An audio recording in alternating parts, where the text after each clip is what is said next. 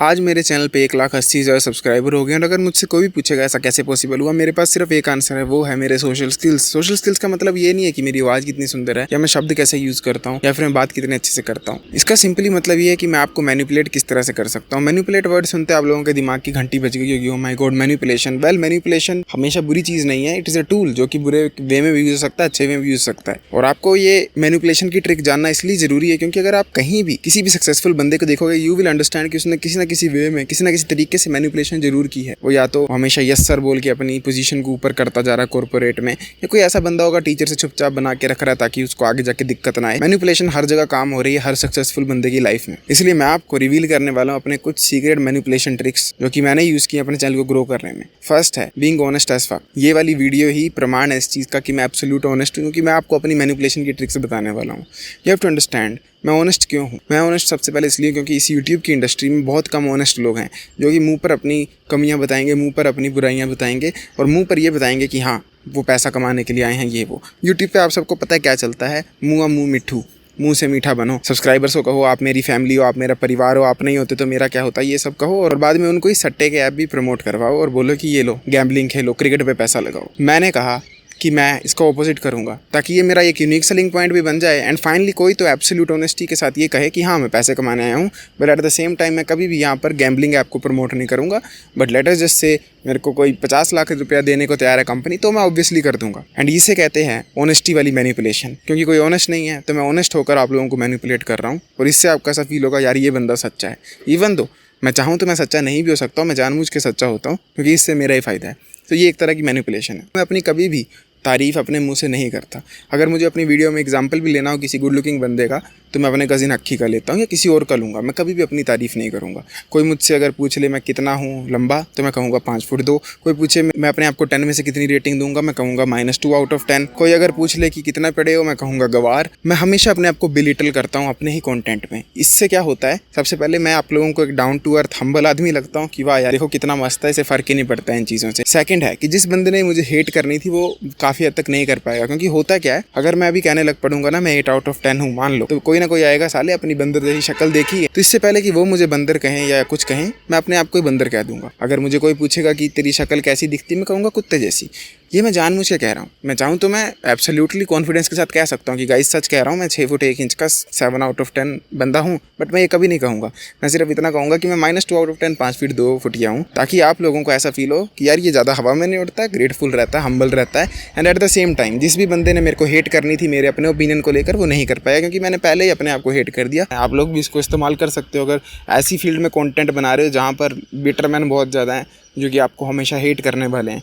तो उस केस में आप हमेशा ये शो करो कि भाई मैं तो गरीब हूँ, मेरे पास कुछ है ही नहीं, प्लीज़ चला जाए यहाँ से, और वो आपको कभी हेट नहीं करे। मैं जानबूझकर बहुत प्रोफेशनल वीडियोस नहीं बनाता हूँ। मैं चाहूँ तो मैं भी बहुत ज़्यादा प्रोफेशनली वीडियोस को रिकॉर्ड कर सकता हूँ। किट लेंस की जगह एक 60,000 का लेंस ले सकता हूँ जिससे बहुत खतरनाक बोके बैकग्राउंड बनेगा और मैं एक स्टूडियो भी सेटअप करवा सकता हूँ, बट मैं ये कभी नहीं करता। अगर आप नोटिस करोगे मेरी वीडियो में मैं जानबूझ के कभी कैमरा का एंगल टेढ़ा रखता हूँ, कभी कोई अलमारी खुली रखता हूँ, कभी जानबूझ के मैं अपने मुँह तक को नहीं धोता हूँ वीडियो बनाने से पहले, कभी जानबूझ के मैं जो कपड़े हैं वो कोई भी पहन लेता हूँ। मैं इतना बेवकूफ़ नहीं हूँ असलियत में। मैं अगर कहीं जाना तो ड्रेसअप होके जाता हूँ और मेरा भी एक स्टाइल स्टैंडर्ड है, पर वीडियो जब बनानी है तो हमेशा नहीं, पर काफ़ी बार जानबूझ के मैं डर्टी बैकग्राउंड दिखा दूंगा या जानबूझ के लाइटनिंग अच्छी नहीं रखूंगा। पता क्यों? ताकि आप लोगों को मैं ह्यूमन लगूं और मैं आपको वो ना लगूं यार इसके 1,80,000 सब्सक्राइबर हैं। तो ये रिलेटेबिलिटी को क्रिएट करने के लिए मैं कभी कभी अपने बालों को भौंच बना देता हूँ, जानबूझ के ख़राब कर देता हूँ। ये रिलेटेबिलिटी वाला फैक्टर बहुत मस्त है एंड ये मैं ही यूज़ नहीं करता, इवन बड़े बड़े सेलिब्रिटीज़ करते हैं।